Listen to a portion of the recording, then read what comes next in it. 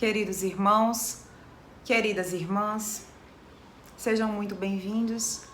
Que alegria podermos estar reunidos para falar um pouco mais sobre os ensinamentos de Jesus, a ótica dessa doutrina consoladora, esclarecedora e confortadora que é o Espiritismo. Aos que não me conhecem, eu sou Carol Prestrello, eu sou trabalhadora do movimento espírita aqui no estado de Pernambuco, tenho muito carinho, muito respeito, muito amor pelo nosso céu, pelo Ermelinda Lopes, casa que me sinto também trabalhadora, e hoje atuo na União Espírita Caminho da Luz, Uniluz, casa que é irmã aí na jornada de trabalho ao próximo, trabalho de caridade, trabalho de estudo espírita do Ermelinda Lopes. Antes de começarmos a conversar sobre o nosso tema, um tema que trouxe, inspirada no livro de Divaldo Pereira Franco, pelo Espírito Joana de Ângeles, Amor, Imbatível Amor, convido vocês, meus queridos irmãos, minhas queridas irmãs, a fazer uma pausa em agradecimento ao Criador, ao nosso Pai Maior. Uma prece, uma conversa íntima dele conosco, para nos harmonizarmos para esse momento de conversa e de reflexão. Pai querido, Pai celestial, Tu que és o Criador de tudo e de todos, nós te louvamos, ó Pai, nós te agradecemos pela vida, por termos sido criados por Ti, em um ato puro de amor, simples e ignorantes, e em tantos outros atos de amor, de carinho, nos destes as chances das reencarnações e as oportunidades de nos tornarmos cada vez mais próximos a Ti, mais próximos da perfeição. Obrigada, Senhor, porque Tu nos mandastes o nosso irmão maior, Jesus, governador do nosso planeta, para nos conduzirmos em passos firmes, trilhados outrora por Ele, para nos encaminhar à vida de alegria, de felicidade, de retidão, a vida da felicidade real, da perfeição. Nós entendemos, Senhor, que ainda somos pequeninos, crianças espirituais, engatinhando na jornada da perfeição. Mas te agradecemos, Senhor, porque Tu nos nutre deste amor, que nos dá força, que nos dá perseverança, que nos dá a vontade de nos transformarmos e sermos pessoas melhores, cada dia mais. Obrigada, Pai. Obrigada pelos irmãos benfeitores, nossos guias, que nos conduzem e nos intuem para o bem, para o sucesso nesta reencarnação e em tantas outras. E que nós saibamos, Senhor, ser sábios para hoje sermos melhores do que fomos ontem e alcançarmos a nossa grande meta do mandamento maior. Que assim seja, graças a Deus. Queridos irmãos, o nosso tema, Amor, Imbatível Amor, é inspirado na obra de psicografia de Divaldo Pereira Franco, pelo Espírito Joana de Ângeles. E teremos uma conversa, um bate-papo, eu e vocês, para compreendermos um pouco mais sobre esse sentimento nobre e por excelência, que é a força motriz do universo. Com certeza, ao longo dos últimos meses, nesse abençoado e tão necessário provacional isolamento social, nós nos pegamos, pensando, refletindo sobre o amor, sobre como amamos, sobre amar. E quando a gente para pensar, amar, é tão infinito, existem tantas formas de expressão deste sentimento nobre, existem tantos matizes Existem tantas formas de manifestar amor e o amar, que nós paramos e voltamos a mais de 2.000, 3.000 anos atrás. Perguntas feitas pelos filósofos no mundo antigo, na Grécia, como Platão, que conseguiram dividir o amor em amor eros, o amor sexual, o amor erótico, o amor conjugal, podemos dizer assim, o amor filia, que é a amizade, a fraternidade, e o amor ágape, o amor a Deus, o amor que transcende, que também está tão citado no Evangelho, no Novo Testamento. Ainda não satisfeitos, por essa busca pela verdade, que era o propósito dos filósofos, pela busca pela verdade do amor, desse sentimento, dessa ação que nós devemos ter constante. Nós paramos, nós pensamos e chegamos à conclusão de que não houve ninguém, exceto o Cristo, em sua belíssima passagem entre nós com os discípulos, que em todos os seus atos, em toda a sua conduta, em todos os seus momentos, seja nos momentos privados com os discípulos ou nos momentos mais públicos, que não exemplificou, praticou, manifestou o amor em todas as suas matizes. O Cristo, enquanto na terra, nos disse que não vinha destruir a lei mosaica, não vinha destruir o decálogo, e vinha complementar a lei. E ainda teve aquele bônus do resumir toda a lei no mandamento maior, no amar a Deus sobre todas as coisas e ao próximo como a si mesmo. Diversas vezes, com certeza, ao longo dos últimos meses, nós, espíritos impuros, espíritos de terceira ordem, num planeta ainda de provas e expiações, a caminho, aí estamos na transição planetária, a caminho da regeneração, esquecemos um pouco deste ao próximo. Nos deixamos conduzir pensamentos e atos por aqueles amiguinhos, não tão amiguinhos assim, o orgulho e o egoísmo.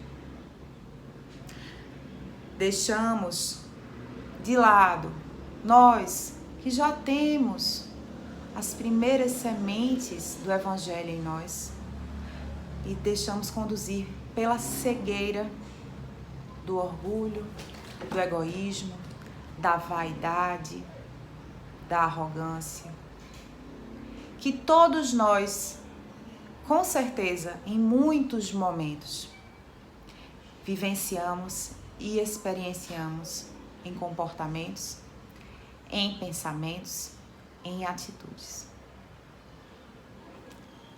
Neste planeta de provas e expiações a caminho do mundo de regeneração, esses comportamentos que se esquecem do amor ao próximo são traduzidos em falta de respeito e, com certeza, a falta do amor ágape, do amor a Deus, que é o primeiro pilar do mandamento maior. Esquecemos na hora que nós agredimos, na hora que nós nos rebelamos, na hora que nós humilhamos, na hora que nós proferimos ofensas, caluniamos, que nós estamos faltando com esse amor a Deus. E aí nos tornamos desobedientes. E desobedientes e indisciplinados às leis divinas. Ainda não temos o total potencial de compreendermos que é Deus, primeira questão do Livro dos Espíritos. Mas essa nossa postura de desobedientes, indisciplinados, nos levam às torturas das provas e expiações, porque esquecemos do amor. Ainda temos essa visão de Deus como um Deus só meu, um Deus individual. E onde está o propósito do Deus, a inteligência suprema, o Deus criador de tudo e de todos, na hora que eu egoisticamente penso que Deus só está lá para barganhar comigo? Onde está o amor ágape nesse meu comportamento, nesse nosso comportamento? Esquecemos que da mesma forma que Deus, Pai, Criador, inteligência suprema do universo, a justiça, a bondade, a perfeição, me criou, criou também espíritos que vieram numa condição, que vieram num acordo, que vieram num planejamento reencarnatório, de reencarnar junto a mim. E lá no Evangelho segundo o Espiritismo, lá no Livro dos Espíritos, nós falamos bastante sobre esse acordo, os laços de família, que não são apenas os laços consanguíneos, os laços que perecem, né, a matéria, mas os laços que nos unem através desse amor, desse respeito, desta união, desta compreensão e da tolerância. Na questão 775 do Livro dos Espíritos, qual seria então para a sociedade, para todos nós, o resultado do relaxamento destes laços de família que estamos falando? E os espíritos superiores respondem a Kardec: uma recrudescência ao egoísmo. Precisamos fazer um parêntese que não há mais tempo da gente estacionar na evolução. Não há mais tempo de sermos desobedientes à lei de progresso. É hora da ação. É hora de regenerar. Verbo ativo. Não há mais tempo de recrudescermos ao egoísmo, de nos deixarmos levar pelo instinto. E eis que precisamos parar para refletir que o amor ágape depende da nossa conduta para o nosso amor filia, para o nosso amor, respeito, tolerância, compreensão, empatia, caridade para com o próximo.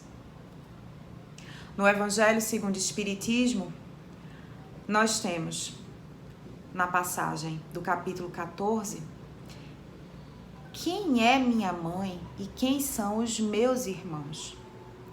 Todo aquele que faz a vontade de Deus é meu irmão, minha irmã e minha mãe. Essa passagem que relata Jesus conversando com Marcos, Maria e todos os discípulos, que nos traz novamente a realidade que, ultrapassando as barreiras dos laços consanguíneos, dos laços ligados aos vínculos do genoma, do DNA, que nós somos irmãos e irmãs de uma grande e infinita fraternidade universal. E que na hora que topamos reencarnar com aquele grupo de espíritos, é porque é neles que urge, que é mais urgente o aprendizado do perdão, da reconciliação, do amor.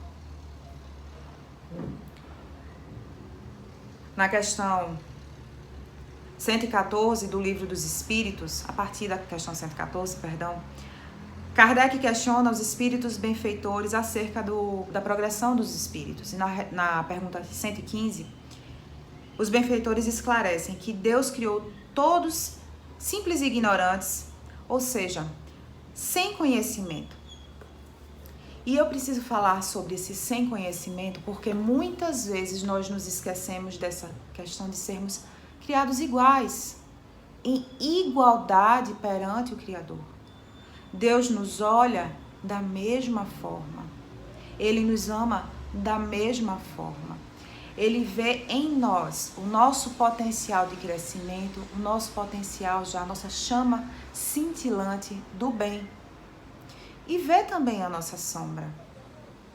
Porém, nós muitas vezes nos fazemos superiores uns aos outros.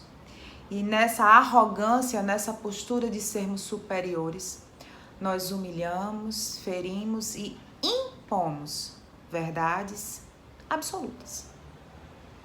Joana de Ângeles, no outro livro, no livro Constelação Familiar, ela fala acerca, resumidamente, com as minhas palavras, com todo o respeito pela obra, que nós impomos ao outro o que queremos que eles sejam. A base da família, a primeira base de todas, essa molécula seria o casal, seja ele heterossexual, homossexual. E esse casal é formado de 2 átomos, fazendo essa analogia. Indivíduos que, conforme disse Joana na obra Constelação Familiar, precisam estar predispostos, ou seja, prontos, aptos a relacionar-se. E o que seria essa predisposição, meus irmãos, na ótica maravilhosa e esclarecedora da doutrina, senão a reforma íntima? Nós percebemos que muitas vezes a conduta de um casal adoecido em amor, por não estarem ainda preparados para esse relacionamento de troca, de respeito, de tolerância, de compreensão, de abnegação, de coragem, a família prospera, vem os filhos, mas cresce adoecida no amor. Porque muitas vezes há esse movimento de um querer ser superior ao outro, de um querer subjugar, humilhar, maltratar o outro. E não apenas, da forma mais óbvia quando a gente fala que é a violência física. Não apenas na violência verbal, mas na violência psicológica. Nós ainda nos relacionamos em casal e graças a Deus que a lei do progresso permite entendermos casal junto com a lei civil atual, o casal hétero e o casal homo. Que bom que a gente já entende isso, que família é base a partir do laço afetivo do casal e não apenas pela complementaridade dos sexos. Neste casal adoecido, temos o propósito reencarnatório em família e a família que passa a se tratar também com amor adoecido, com a falta de tolerância, com a falta de compreensão. Se o casal que não se respeita e não se compreende, que transfere para o outro, que impõe para o outro que seja o seu sonho, que seja a sua meta de vida, o responsável por sua felicidade é o outro, então, com certeza, seus filhos terão o mesmo comportamento. E nesse movimento progressivo, teremos uma sociedade adoecida de amor. E vocês vão me dizer, mas Carol, é muito difícil. Jesus disse que era difícil, que nós vínhamos para sermos soldados do bom combate. Não era apenas para arrancar as orelhas com facas, mas para sermos resilientes no Evangelho, na Boa Nova, no propósito de transformação que o cristianismo tem. Na hora que nós paramos para refletir que nós somos únicos e responsáveis, nós, não é o outro, pela nossa felicidade, pelo nosso progresso, pelas nossas metas, pelos nossos sonhos. Nós paramos de impor ao outro que eles sejam tudo isso. Na hora que nós entendemos que nós somos responsáveis pelos nossos destinos, pelo nosso futuro, pelo nosso avanço ou retardo ou estagnação na evolução espiritual, nós entendemos que somos seres imperfeitos, que temos limitações, que temos dificuldades a serem superadas, que temos, como fala Joana, no nosso ser integral, self, com sombras, não apenas luz. Que temos qualidades, que temos germes de virtudes, mas que temos também ainda muitos vícios, principalmente os morais. Na hora que fazemos esse mergulho de autoconhecimento, de nos autoavaliarmos com a ferramenta da reforma íntima, aliada do Evangelho do Cristo, a ótica da doutrina espírita, nós conseguimos tirar a cegueira do orgulho e do egoísmo e olhar para o outro com mais amor. Conseguimos entender aquele que é o nosso parceiro, nossa parceira, um ser dotado de direitos e deveres, assim como nós. Conseguimos entender uma pessoa dotada de qualidades e virtudes, assim como nós, com dificuldades, assim como nós. E paramos de impor uma cobrança que está lá no Evangelho, de ver o cisco no olho do outro e esquecer de ver a trave, o barrote nos nossos próprios olhos cegos ainda de orgulho e egoísmo. Na hora que fazemos esse movimento, nos tornamos um pouco mais indulgentes, nos tornamos um pouco menos maledicentes, nos tornamos um pouco mais a caminho do amor ao próximo. E nesse movimento, nessa postura ativa de lutarmos o bom combate em nós mesmos, já estamos fazendo o amor a si mesmo. Reconhecer que Deus, nosso Pai, nos ama em igualdade para com todos. Entender que vivemos aquilo conforme as nossas obras. Somos herdeiros de nós mesmos. Parar com essa postura da vitimização, de culpabilizar o outro por tudo aquilo que acontece em nossas vidas, sermos responsáveis por nós mesmos. Já é um grande passo ao amar a si mesmo. Muitos de nós, apesar de todo esse movimento de reforma íntima, para nos reconciliarmos com nós mesmos e com o Criador, para nos relacionarmos melhor com o nosso parceiro, nossa parceira, com o nosso filho, com os nossos pais, ainda nos colocamos em postura de nos sentirmos diminuídos, de nos sentirmos excluídos, esquecidos por Deus, pelos benfeitores e por Jesus.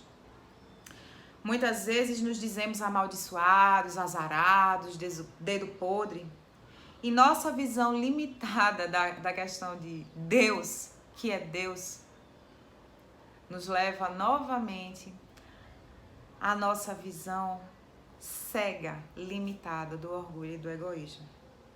A nossa rebeldia contra as leis divinas, como eu disse agora há pouco, nos faz esquecer momentaneamente que somos herdeiros de nós mesmos. Nós precisamos parar, muitas vezes, de comparar a grama do outro com a nossa. A grama do outro só será verde, bela e bem podada se o outro dedicou-se e se dedicar a isso, assim como a nossa. Muitas vezes nós nos colocamos em movimento de inveja e esquecemos que só cabe ao nosso movimento interior para refletir no exterior de amor.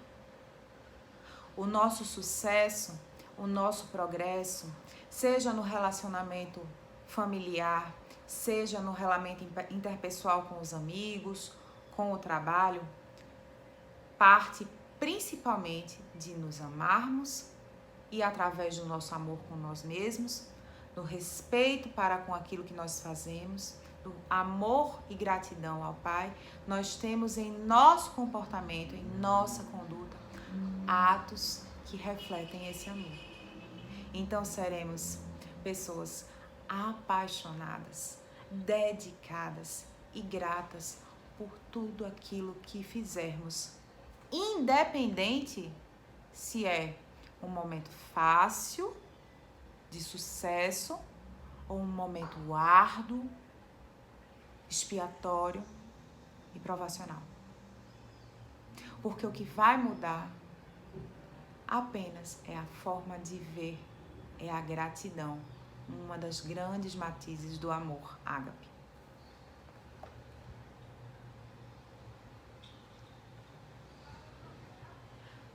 Os laços de família são justamente os laços necessários ao nosso crescimento. Joana de Ângeles, em outra obra, na obra Jesus e o Evangelho à Luz da Psicologia Profunda, aborda a constituição da família não é o resultado de acidente biológico, mas de uma programação que lhe precede a estrutura física e social. As soberanas leis da vida estabelecem códigos que se expressam automaticamente conforme as circunstâncias, obedecendo padrões de comportamento que se estatuem às ocorrências no processo da evolução dos indivíduos e, em particular, e da sociedade como um todo. Os pais, no caso o casal, por isso mesmo, não são seres fortuitos que aparecem à frente da prole, descomprometidos moral e espiritualmente. Não é isso. São pilotis da instituição doméstica, sobre os quais se constroem os grupos da consanguinidade e da afetividade. Tem um ditado popular que diz assim: se tu queres conhecer teu namorado, tua namorada, observa como ele trata seus pais, observa como é o relacionamento em família. E é uma grande verdade.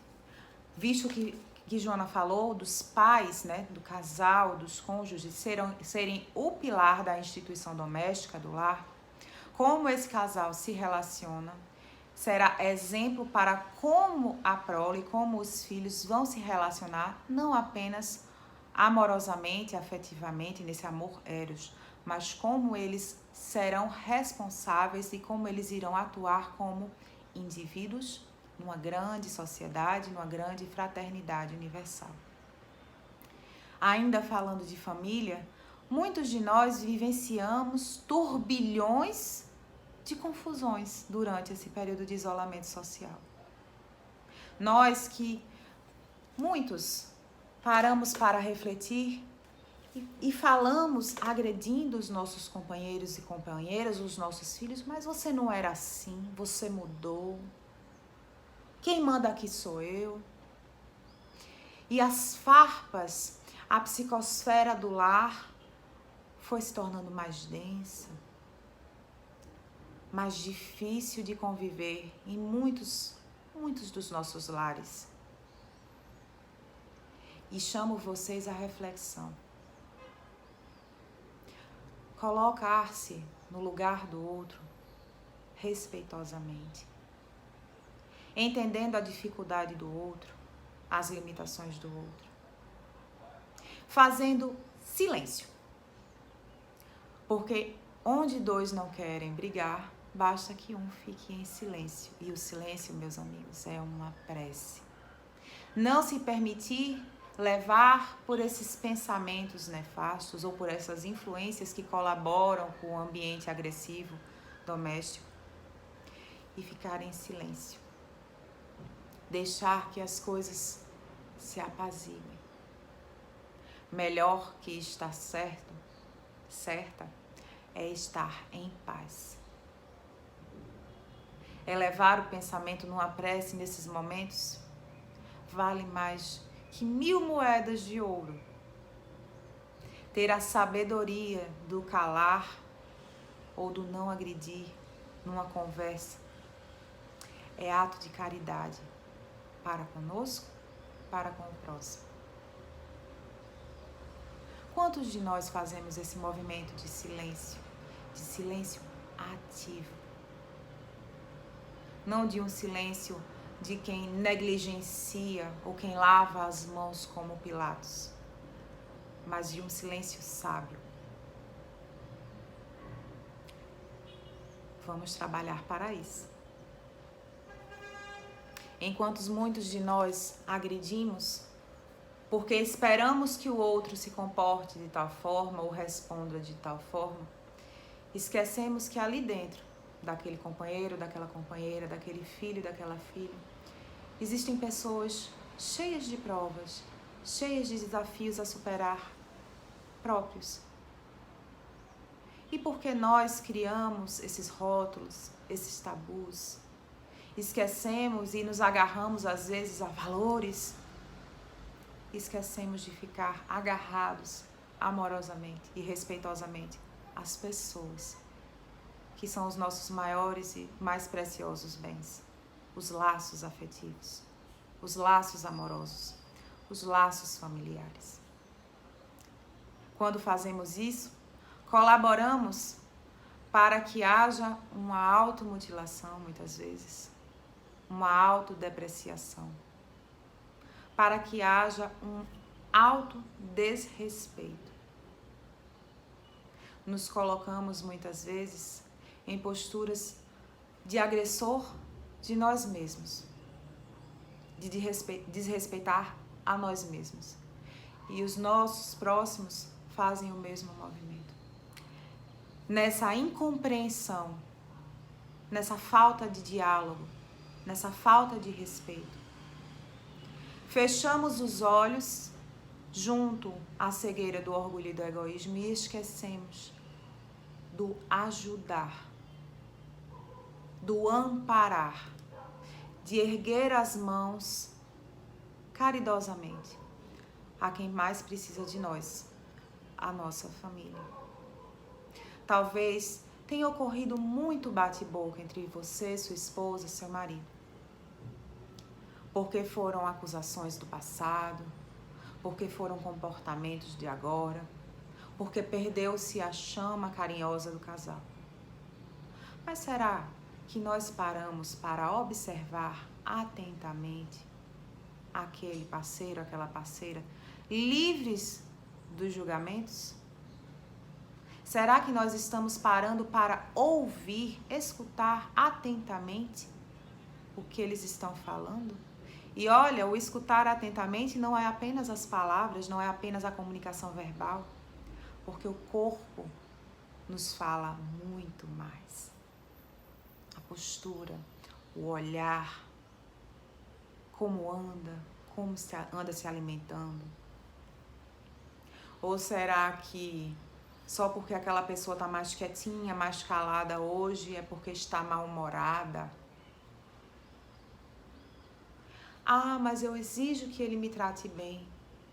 Se nós queremos transformar a nossa família, o nosso relacionamento conjugal, o nosso relacionamento com os nossos filhos, os nossos pais, os nossos sogros, os nossos irmãos, faz-se imperioso que nós comecemos nós mesmos essa tarefa. Se eu quero que o meu parceiro, minha parceira me respeite, começarei eu respeitando esse parceiro, essa parceira em sua integralidade do ser, nas suas dificuldades.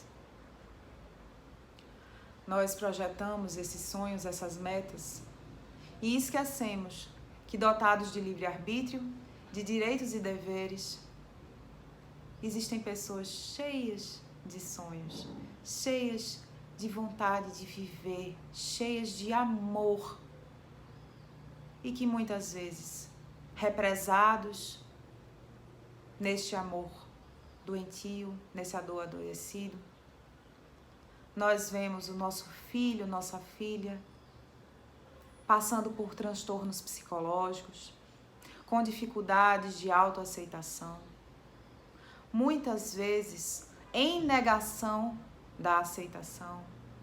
Muitas vezes nós excluímos alguém dos nossos filhos ou da nossa família por terem uma conduta diferente daquilo que nós projetamos.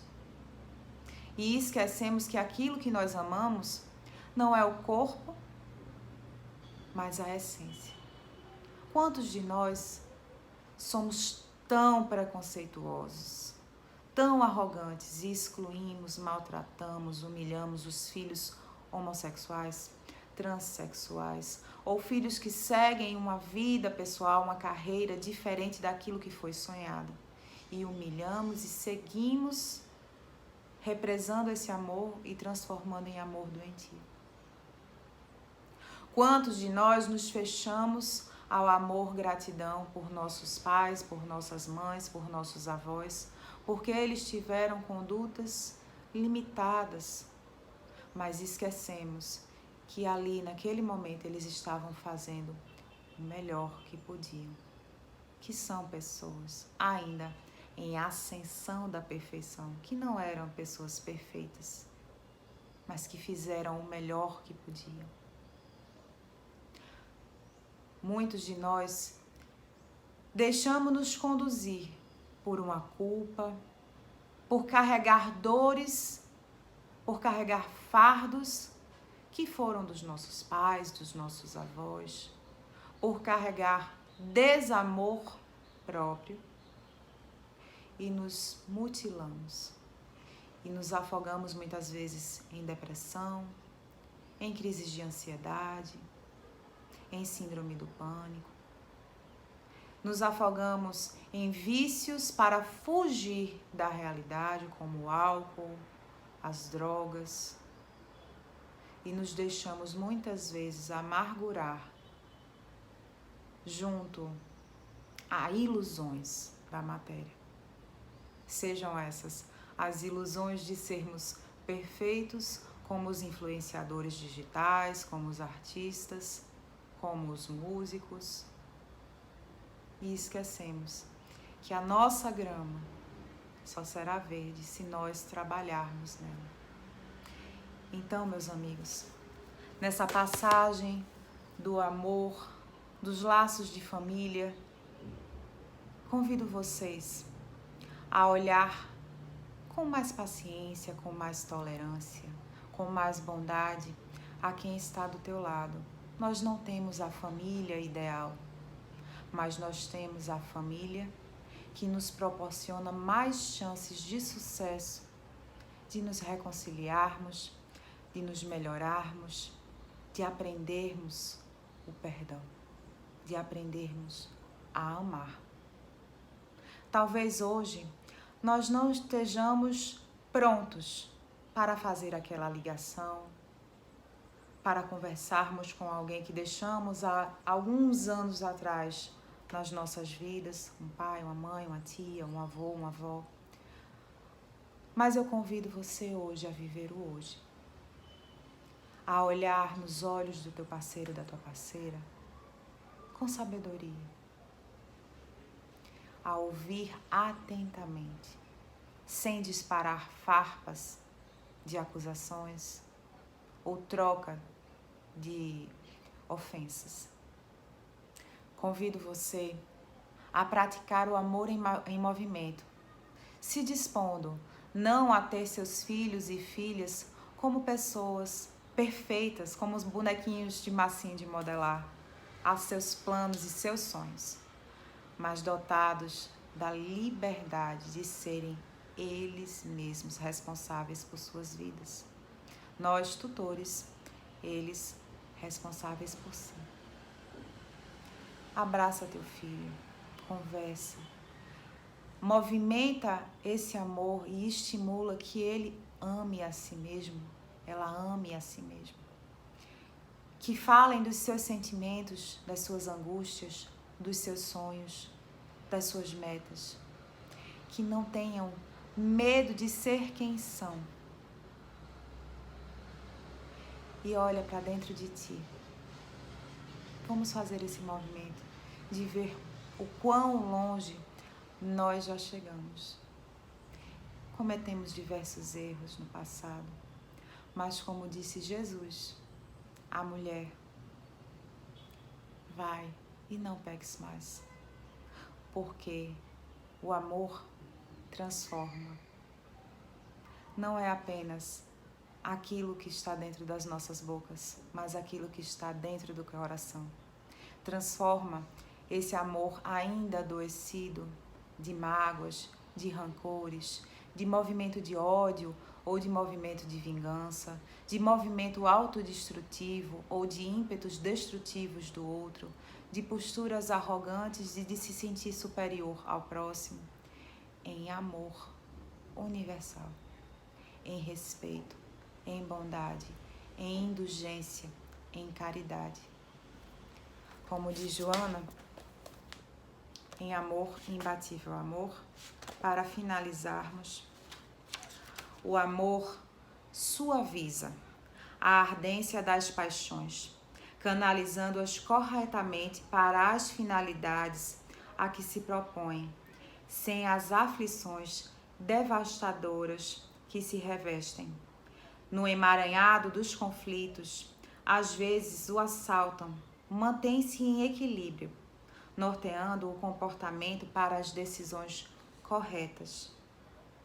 Por isso é sensato e sereno o amor, resultado de inumeráveis conquistas no processo do desenvolvimento intelectual.